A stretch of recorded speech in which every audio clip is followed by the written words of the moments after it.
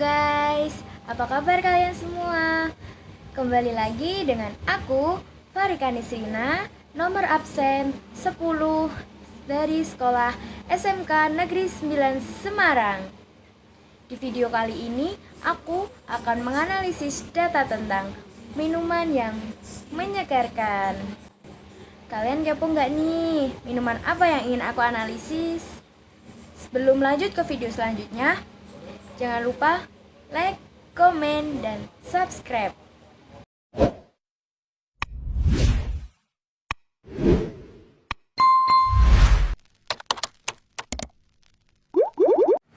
Oke guys, aku akan ngasih tahu ke kalian. Aku akan menganalisis data tentang es campur. Kalian tahu nggak sih apa itu es campur?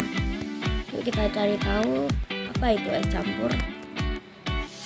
Nih guys, aku udah menemukan informasi tentang es campur dari www.wikipedia.com. Es campur adalah salah satu minuman khas Indonesia, dibuat dengan mencampurkan berbagai jenis bahan dalam sirup manis. Bahan yang dijadikan bahan biasanya berasa manis atau masam. Es campur dapat dijumpai di berbagai daerah di Indonesia dengan rasa dan bahan yang berbeda. Oleh karena itu, daerah asal dari es campur sulit ditentukan. Adapun bahan atau isi dari minuman tersebut bervariasi berdasarkan daerah pembuatannya. Bahan-bahan yang umum dijumpai adalah roti, kolang-kaling, dawet, buah avokat, buah nangka, buah nanas, cincau hitam, dan santan. Variasi es campur di berbagai daerah. Beberapa daerah mungkin mempunyai bahan yang tidak dijumpai di daerah lain, seperti contoh es campur Medan memakai kacang merah, sapu, biji delima sebagai bahan pembuatannya. Contoh lain adalah es campur Jakarta yang memakai daging kelapa dan tape singkong sebagai bahan pembuatannya. Selain cara pembuatannya yang mudah, es campur banyak diminati. Oleh karena itu, banyak yang menjual minuman ini, mulai dari warung sampai restoran. Sampai hari ini pun es campur masih banyak peminatnya, dari kaum muda sampai tua. Selanjutnya kita akan mencari tahu tentang kelebihan dan kekurangan pada es campur. Kita akan membahas tentang kelebihan pada es campur terlebih dahulu. Yang pertama ada cita rasa yang beragam dan unik. Es campur dikenal dengan cita rasa yang beragam, kombinasi antara manisnya gula merah, gurihnya santan, dan segarnya es serut. Yang kedua ada fleksibilitas dalam variasi dan inovasi produk. Es campur menawarkan fleksibilitas tinggi dalam hal variasi rasa dan bahan tambahan. Yang ketiga, ada popularitas dan warisan budaya. Sebagai bagian dari warisan kuliner Indonesia, es campur memiliki nilai budaya yang tinggi. Minuman ini bukan hanya sekedar pelepas dahaga, tetapi juga simbol dari kekayaan kuliner dan tradisi Indonesia. Yang keempat, ketersediaan bahan baku yang melimpah. Bahan-bahan untuk membuat es campur seperti es serut, santan, gula merah, dan berbagai buah-buahan mudah didapat di Indonesia dan harganya relatif terjangkau. Yang kelima, penerimaan pasar yang luas. Es campur sudah dikenal luas dan diterima oleh berbagai lapisan masyarakat. Minuman ini tidak hanya populer di kalangan orang dewasa, tetapi juga disukai oleh anak-anak dan remaja. Selanjutnya kita akan bahas mengenai kelemahan es campur. Yang pertama, ketergantungan pada musim. Meskipun es campur sangat populer di musim panas, permintaan bisa menurun drastis saat musim hujan atau di daerah dengan iklim yang lebih sejuk. Yang kedua, ketahanan produk yang terbatas. Es campur adalah produk yang harus disajikan segar untuk mempertahankan kualitas rasa dan teksturnya. Yang ketiga, tantangan dalam standarisasi kualitas. Karena es campur seringkali diproduksi secara lokal oleh berbagai penjual, tantangan dalam menjaga konsistensi, kualitas, dan rasa menjadi kelemahan. Yang keempat, ada harga jual yang relatif rendah. Harga jual es campur biasanya relatif rendah dibandingkan dengan minuman lain yang lebih premium.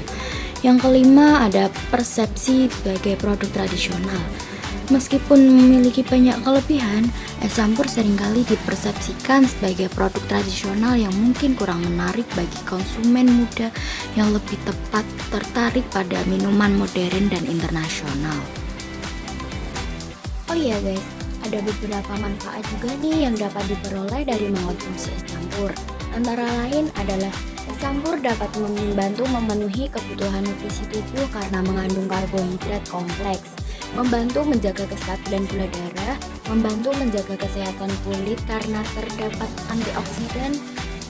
Yang kedua, es campur bisa membantu mengatasi anemia karena kandungan zat besinya yang tinggi. Yang ketiga, es campur dapat membantu menyegarkan tubuh dan mengurangi rasa dahaga di tengah cuaca yang panas. Dan yang terakhir ada dessert. Satu ini dapat menjadi alternatif minuman sehat dibandingkan minuman bersoda atau beralkohol. Jadi itu ya guys, antara lain mengenai beberapa manfaat untuk mengonsumsi es campur. Jadi, alasan saya memilih es campur yaitu banyak diminati di kalangan masyarakat dan sering dijumpai. Es yang menyegarkan kombinasi es serut yang dingin dengan berbagai macam bahan membuat es campur menjadi minuman yang sangat menyegarkan, terutama saat cuaca panas. Rasa yang bervariasi, kaya nutrisi, harga terjangkau, dan mudah didapatkan. Untuk peluang bisnis es campur begitu sangat menjanjikan dan menggiurkan. Sudah sejak lama usaha es campur dikenal mampu menghasilkan keuntungan yang sangat menjanjikan. Hampir banyak dijumpai pedagang es campur yang selalu ramai dengan pembeli. Hal ini membuktikan jika potensi dalam usaha es campur memang bukan main-main. Usaha es campur sendiri memang menjadi salah satu usaha minuman yang mudah dijalankan dan memiliki pangsa pasar yang bagus. Dalam memulai usaha es campur juga tidak membutuhkan modal yang sangat besar, sehingga Anda dapat memulai usaha es campur dalam langkah yang mudah. Seperti peluang bisnis untuk es campur terbilang sangat bagus dan sangat cerah. Bisnis es campur menjadi suatu pilihan bisnis minuman dari berbagai bahan campuran yang menjanjikan sehingga banyak orang yang tertarik menekuni bisnis tersebut. Peluang untuk minuman dari berbagai bahan campuran es campur masih terbuka lebar serta sangat menguntungkan oleh siapa saja. Prospek dalam menjalankan bisnis es campur dapat dikatakan sangat cemerlang dan menguntungkan, di mana melalui bisnis es campur dapat mendatangkan keuntungan bombastis. Bisnis yang bergelut dengan olahan es campur memiliki prospek sangat bagus dalam jangka ke depan. Bisnis es campur yang sejak dahulu tumbuh hingga sekarang masih berkembang juga tak pernah sepi akan konsumen. Selanjutnya ada strategi promosi bisnis es campur. Pemasaran bisnis es campur bisa dilakukan dengan membuat es campur yang enak dan berbeda. Selain itu, dapat memanfaatkan promosi minuman dari berbagai bahan campuran es campur dari media sosial, baik Facebook, Pet, WeChat, WhatsApp, BBM, Instagram, dan lainnya. Juga dapat pula menjalankan strategi pemasaran es campur lewat menyebarkan berbagai brosur. Yuk kita cari tahu mengenai modal dan laba yang digunakan untuk menjalankan usaha es campur. Menurut toko mesin.com, untuk jumlah investasi peralatannya sejumlah Rp6.661.580. Untuk total biaya tetapnya sejumlah Rp1.509.576. Untuk biaya variabelnya sejumlah Rp11.749.500. Total biaya operasionalnya biaya tetap ditambah biaya variabel sama dengan Rp13.259.076. Untuk pendapatan per bulan 18 gelas dikali Rp6.000 sama dengan Rp528.000. Rp528.000 dikali 30 hari sama dengan Rp15.840.000. Untuk keuntungan per bulan, laba sama dengan total pendapatan dikurangi total biaya operasional. Sejumlah Rp15.840.000 dikurangi Rp13.259.076 sama dengan Rp2.580.924. Lama balik modal total investasi atau dibagi keuntungan sama dengan Rp6.661.580 dibagi Rp2.580.924 sama dengan 3 bulan. Dari analisa di atas dapat disimpulkan apabila bisnis es campur sangat menguntungkan, di mana modal Rp6.661.580 dengan keuntungan per bulan Rp2.580.924 dan balik modal dalam 3 bulan. Selanjutnya kita akan melihat es campur yang ada di daerah Semarang. Di daerah sini ternyata sudah sangat ramai yang membuka usaha es campur. Dan yang sepi ada di daerah Soekarno-Hatta, itu masih kelihatan sepi. Kalian bisa, jika ingin membuka usaha es campur, kalian bisa membuka usaha di Jalan Soekarno-Hatta. Di daerah Kedung Mundu juga masih sepi, dan di Majapahit ini masih sangat sepi juga. Selanjutnya kita akan mereview warung es campur yang ada di Semarang. Ini ada es campur Pak Jumadi dengan rating 4,9 yang beralamatkan Jalan Abdul Rahman Saleh nomor 170 Kembangarum, Kecamatan Semarang Barat, Kota Semarang, Jawa Tengah dengan kode pos 50183. Buka setiap hari pukul 11 sampai pukul 17.00 waktu Indonesia. Ini ada menu-menunya. Kita lihat untuk ulasannya. Dari naik kasih bintang 5. Lokasinya persis di depan swalayan ramai, es campurnya seger. Pas banget kalau pas siang-siang gini, harganya sangat terjangkau. Satu porsi es campur harganya hanya 5.000 saja, karena murah jadi tempatnya selalu ramai. Selanjutnya ada Stella Citra dengan bintang 5. Enak, langganan dari dulu harganya masih 2.500, sekarang udah 5.000. Wow, sangat murah sekali ya guys. Yang ini ada Faris Al Husna dengan bintang 5. Geger es campur Pak Jumadi ini merupakan favorit orang Manyaran. Itu terbukti selalu ramai dikunjungi oleh pembeli setiap detiknya. Ketika saya beli es tersebut, untuk rasa cukup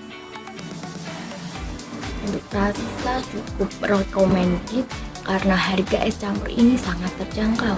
Anda hanya cukup merogoh 4.000 perak saja untuk menikmati segernya es campur Pak Jumadi ini. Es durian dan es campur durian Pak Dodo dengan rating 4,3 yang beralamatkan Jalan Erlangga Barat 7 nomor 2 Peleburan, Kecamatan Semarang Selatan, Kota Semarang, Jawa Tengah dengan kode pos 50241. Buka setiap hari pada pukul 9 sampai 16.00 waktu Indonesia Barat. Dengan harga satu porsi 25.000 per orang. Kita lihat menu-menunya. Ada es durian campur, es campur, durian Pak Dodo, es teler, dan ini menu-menunya. Kita lihat untuk ulasannya. Dari Sugianto Santosa dengan bintang 4, harga 8,5, rasa 8. Es campur duriannya enak, tapi duriannya enak, ada rasa asam-asamannya. recommended. Jadi ini yang nggak suka sama asam-asam ya guys. Selanjutnya ada Rahmat Fitrianto dengan bintang 4. Tempatnya semacam di Pujasera, jadi selain jajan bawa bisa juga jajan yang lain. Ada bakso juga, pelayanan termasuk cepat meskipun ramai yang pesan. Rasa nikmat, duriannya dapat 3 biji dan porsi juga termasuk besar ya. Untuk tempat duduk gantian kalau pas lagi ramai.